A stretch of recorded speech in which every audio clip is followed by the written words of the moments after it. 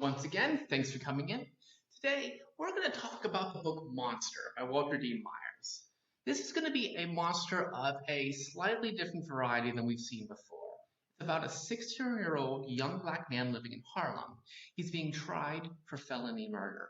And as we go through this novel, we'll be unpacking the gray area between the monstrous and the human, this dividing line that separates one from the other.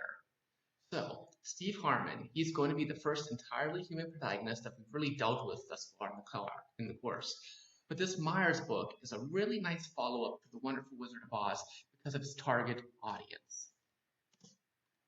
Alfred Baum's book, I'm sure you're going to remember, was specifically written for small children, basically ages 3 to maybe 6. The target audience for Myers' book, however, is targeting young adults between 13 and 19 years old. Most of you, I'm sure, have probably read young adult fiction sometime in your lives. Stuff like The Twilight Sample, saga by Stephanie Myers. It's a classic or a horrifying example, depending on your point of view. Anyway, in young adult fiction, there's usually a teenage protagonist, and there are oftentimes themes like friendship, first love, dating, personal identity, or sometimes just dealing with the issues that typically affect teenagers. This category of fiction, though, really began in the 1970s. Obviously, before that, you would have books, and they would be read by teenagers, but as a distinct marketing category for publishers, young adult fiction started in the 1970s. If you want other good examples of the category, obviously, Twilight is one, but if anyone's ever read the Goosebumps series by R.L. Stine, that's young adult. Also, the Harry Potter books, especially later in the series, and Judy Blume.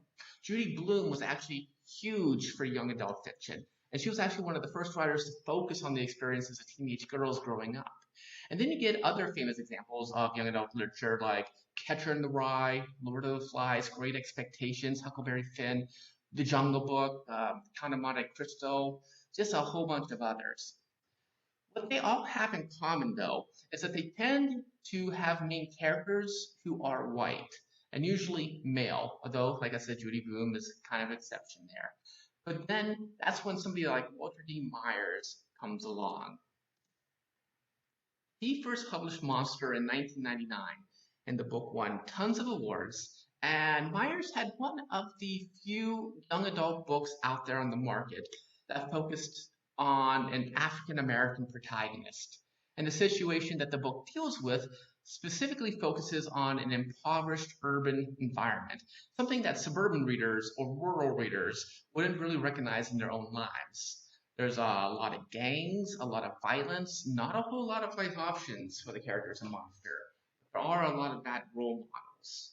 Monster was a really innovative book for young adult literature because it dealt with themes and experiences that you just weren't seeing at the time in books for young adult readers.